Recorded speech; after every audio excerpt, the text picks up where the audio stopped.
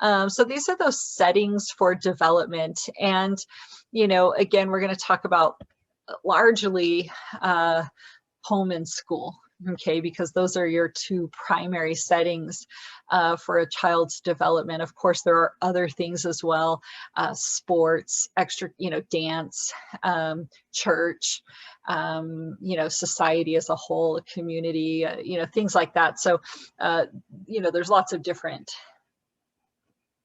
factors that come into play that help a child develop. But let's see, just a little bit about, what types of families we see these days.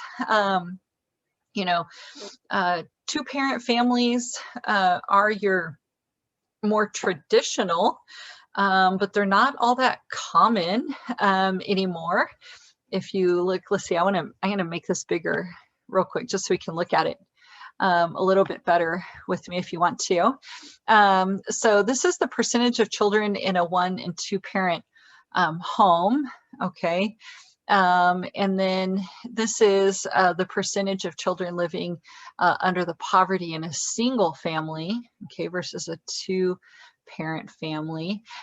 This didn't show what I thought it was going to show, the change that we now have where a lot of kids are being raised in a single family home or a single parent home compared to a double parent home. But anyways, that's pointing that out. Obviously blended families, step siblings, half siblings, and so on. We have gay families, we have foster children, we have grandparents raising children. So very, very mixed types of families nowadays. Unmarried couples, very common nowadays. Let's see what some of these are talking about. So this one, this is interesting here, and I think we should talk about this just a little bit, the different types of parenting styles.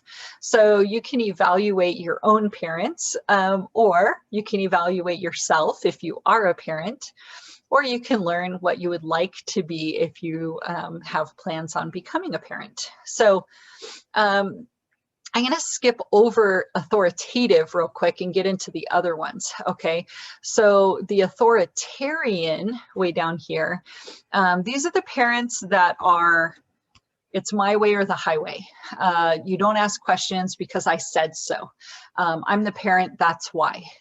They won't take your point on anything. It's just what they say goes. Okay, like a dictator, if you want to think of it that way. So authoritarian parents, my way or the highway. A lot of us have parents like this. It's usually one or the other. A lot of people say my dad is like this, or everyone's always say, no, my mom. My mom's the one that it's my way or the highway. You don't get to do anything. Sometimes people have two parents like this, and then you're I don't know, you're gonna have a hard childhood, I guess. Permissive parents are just like it sounds. It's like the kids rule the house. The kids get to do whatever they want. It's, there's essentially no parenting going on whatsoever. Of course, rejecting and neglecting parents would be the absolute worst.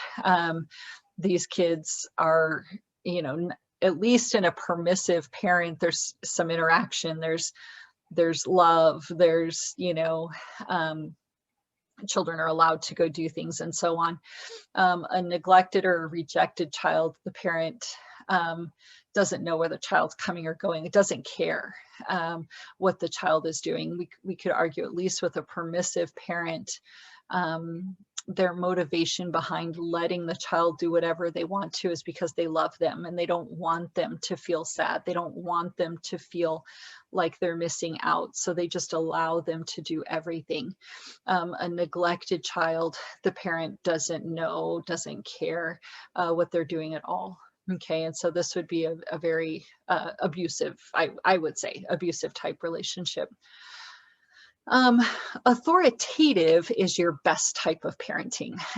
It's not, too authoritarian, it's not too permissive, it's just your perfect blend in between. Okay, so let me give you an example.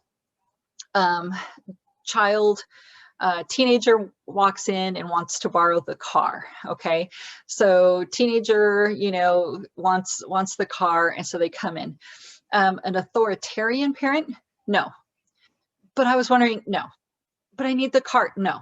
And it's just bam, bam, bam, just shuts them off. Okay, just no. A permissive, the child doesn't even come ask, or the child is like, I'm taking the car, I've got to go. And so the parent's like, okay. And so there's no parenting really going on there. Authoritative would be, child comes in, I want to borrow the car. And the authoritative parent might be like, I want to say no, but what do you need the car for? And they say, well, it's because Sally's car broke down and we all have to go to the library because we need to work in a group and we have a project going. And the authoritative parent is like, well, the last time you borrowed my car, you were 15 minutes past curfew and you didn't put gas in it. So the next day I had to put gas in it before work and it caused me to be late. So no, right? It could still be a no, but at least the child was heard. They got to state their case and they have a valid reason for why they're not allowed, not just because I said so. Okay, where that doesn't give any feedback to the child at all. The authoritative parent might negotiate. They might say, I don't know if I want to because you were late and you didn't put gas and whatever. So since it's for school and you're going to the library and you need to do this project, I'll let you borrow the car, but this time you have to be 15 minutes before curfew and you have to fill my tank up. Okay. And then the child might be like, sweet. Okay. Thanks, mom. And then run off. I think an authoritative type parent is good. It's ideal, I guess, if you think of it that way. Do all parents reach that level consistently 100% of the time? No. Many times they might be authoritarian. Sometimes they might be permissive. And that's okay. They say certainly in times of war or right now, we could say with the pandemic going on, an authoritarian parent might be necessary. The child, I want to go out. No, sorry. You just can't right now. It's either unsafe or, we can't get together because of, COVID or whatever it may be. So sometimes authoritarian parents are necessary. Okay. All right. So I'll move on from that. Let me see what else. These slides are kind of boring, aren't they? All right, let's see. Resilient children. So resilient children, going kind of feeding off of like the kids that were raised in the neglected type parents or abusive situations or kind of your worst scenarios. Even if you don't want to think of it as the worst scenarios, parents get divorced, parents pass away, siblings pass away, or family members. Bad things happen sometimes, and we always worry about our little kids, and rightly so, right? We do need to worry about them, but we also want to keep in mind that kids are pretty resilient. They're pretty good about overcoming obstacles. So we find that little kids that are resilient tend to have really good emotion regulation. They don't place the blame on themselves. They don't just blame everybody else. They kind of have this healthy outlook on, this is what happened. They do tend to be more of your outgoing children. Sometimes they have a special talent or something like that. And sometimes we say that talent that efficacy can pull them through bad times. Lead right into the next one, high self-efficacy, right? Or an optimistic worldview where they know, okay, this bad thing happened, but I know that the world is still good, or I'm still hopeful for the world. You always want to have at least one really good, loving relationship. So a little kid, maybe they have, something bad happen, but that one parent that stays or is still there is still really responsive and good with them. Say a child goes into a foster care, worst case scenario or something like that. If they have a really good teacher, a really good coach, a big brother or big sister in those programs, one relationship that really shows this child that people do care, people are loving, you can trust people, tends to pull them out of these really bad situations as well. So, we always want to watch out for our kids, but just know that a lot of them do okay. A lot of them grow up to be okay. Let's see, I'm going to skip through some of this stuff. Into child maltreatment. I was trying to get out of the kind of the depressing side of it, but that's okay. So corporal punishment, this is like spanking a child. This is a hot debate. You have about 50-50 of the United States, 50% saying it's okay to spank a child, 50% saying it's not okay to spank a child. It's up to you. It's up to you. I think there are better ways to go about not spanking, or there are better ways to go about spanking, but if you have to, or that's just what you believe, then that's okay. We say always please with an open hand, and no other tool, okay? Nothing else. I was spanked with like almost everything that they could find in the house, belt, wooden spoon, ping pong paddle, things like that. That is not allowed today. That would be considered abuse today. So open hand and on the butt, and reasonable pressure. So you wouldn't want to leave marks. You're not allowed to hit in the face or anywhere else. So just so you know that those things are not acceptable. Okay. So let's get a little bit more into that. Some stress that physical punishment is never acceptable. You should never have to hit your child. I guess I'm kind of in that camp. But I certainly understand people who do. So other people stress that, maybe a slap on the butt, could certainly kind of startle a child into obeying if they're not listening to you. First and foremost, we never, ever, ever want to hit an infant, a toddler even. I would not agree with hitting a toddler at all. I say, 3 even seems kind of young to me, maybe 4 or 5, somewhere around there, where, if you were going to do that, if you were going to spank them, hopefully it's not a lot, and hopefully, they understand why you did it. I think if a parent can explain why they did that afterwards, then that makes so much more of the difference. So, all right, never hit a child or an infant. Action must be taken immediately to explain why you did that. And really, again, I think that there's always other ways around it. If a child is acting out, there's a reason why they're acting out. And so I think getting to the root cause of why they're doing that, you're going to change behavior more quickly rather than punishing them. Definition: any act that obviously seriously endangers the child's physical or emotional well-being. Of course, you can have physical abuse, neglect, emotional abuse, or sexual abuse. Risk factors, definitely the parents, right?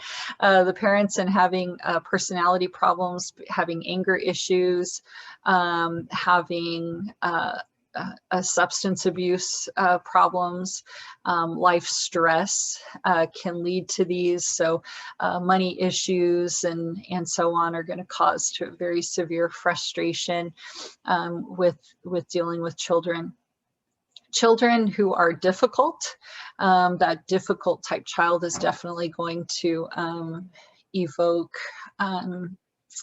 power struggles with the parent. And if the parent doesn't know how to appropriately handle that, then that can lead to physical abuse.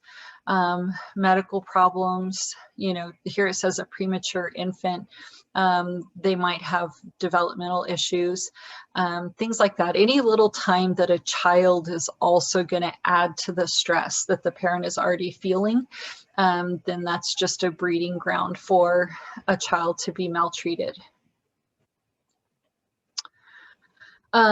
So what can happen? Definitely an insecure attachment. And I was thinking about this the other night that we did not cover attachments. Or well, it's in your book, but we didn't get to talk about it. So causing an insecure attachment, right? Where this child is not going to trust that parent. And it can either cause them to be avoidant, where they just distant themselves from the parent, or they become really insecurely attached. And so that can happen one way or the other. Definitely you could start to have a child that starts internalizing everything's my fault, or externalizing, right? I didn't do anything and that guy just hit me for no reason. And an abusive parent is essentially teaching that and reinforcing that idea, okay? Peer rejection, right? If you're a crybaby or you're a bully, then peers are going to reject you. You're going to have a hard time finding friends. If you're neglected, abused, if you you know, they don't let you shower, you're dirty, you know, things like that, your friends are going to reject you as well. And again, we're talking about little kids, right? Because we know the kids in elementary school, they can be so mean. So here's just some things that we definitely see later on. You know, compromised development of the frontal lobe up here, executive functioning deficits, maybe just not really thinking through, making good decisions, depression, substance abuse are very common. And here it's saying, you know, high rates of heart disease, which is interesting. Does that mean all of those things are going to happen? No, not necessarily. Okay. You guys, anybody who's going into the medical field, if you're going to be a social worker, if you're going to be a teacher, if you're going to be a psychologist, a counselor, anything, even a coach, all of those types of situations where people are working with children, you are required by law to report child abuse. This is the hard part though. Whether it's just a hunch or whether the child flat out told you, right? If the child flat out told you so-and-so is hurting me or whatever it may be, you are 100% required to report. If you just have a hunch, I guess it's better to be safe than sorry, and report it, but really try and think about it, really try and use some critical thinking skills. Could it be something else? If you're just really drawn towards the idea that it just whatever you saw was not right, or what you've been witnessing is not right, then I guess it's, you know, a good idea to call. The reason why I'm hesitant and we don't just say just call 100%, because the CPS workers are so overworked that if a call goes in and it's just that a little kid is dirty, or, you know, mom is sick and dad's been taking care of them and they haven't been able to, you know, be well taken care of or groomed for the past week, it doesn't mean that they're getting abused. And having that CPS worker take time out of their busy, overburdened workload to go look into something like that, then it just puts too much of a drain on the system. You know, sometimes you have people call out of retribution. They want to get back at somebody. They, you know, just things like that. It's just, we can't do that, right? We need to be really firm in our belief and have pretty good reason for why we think something's happening. Of course, unless that child told you, okay? This picture right here is a child that was, their hand was burned. Burns are a big, big red flag for child maltreatment. So if you ever see a child with burns, you can ask them, but if you just think it's a little too suspicious, or there's too many burns, or the story doesn't add up, that is definitely something that you would call in for. If they went to the doctor, that parent's already getting flagged anyways for a burn. A little bit about divorce. Let's see, we're doing pretty good. Divorce, you know, divorce happens. It's you know, fairly common, right? Certainly more common now than it was back in the old days. You know, it's okay, but you do see some risk factors for children out of a divorce. You know, immediately they could have some academic problems, social problems, maybe go through some, you know, depression and things like that. After that, it gets a little bit hard because you have a parent it's a single parent. It's harder. They might have economic hardships. They might have, they might just work a lot more, so they're not able to watch the child as closely.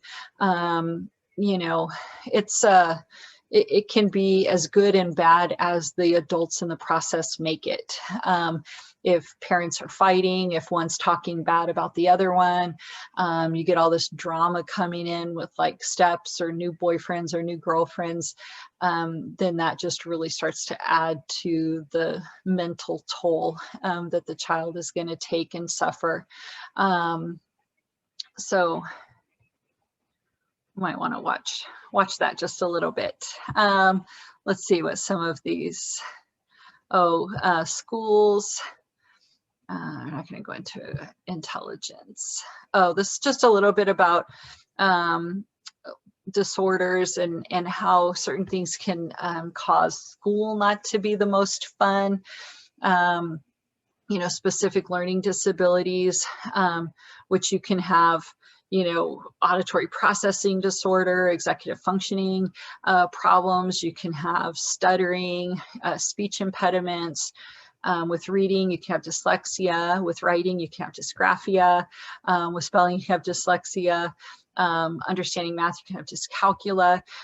So there's lots of different specific learning disorders that can happen.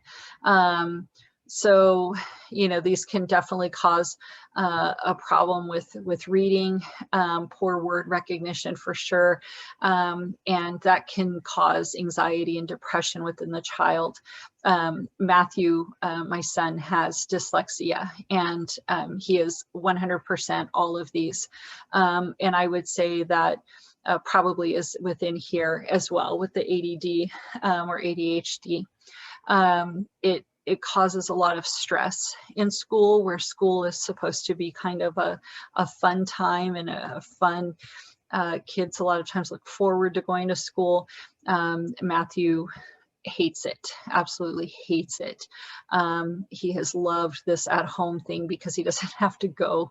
You know, the anxiety, he had been checked out with so many different things because he just, you know, thinks that his stomach would hurt all the time, his heart would hurt all the time, you know, things like that. And we just know it's anxiety with having to go to school. So, you know, those things can just make what should be a good setting and something that can help a child reach their full potential could be an area of stress, right? So we can have a family with great parenting styles and everything's sunshine and lollipops, and these little kids, you know, in theory, grow up to be just fine adults.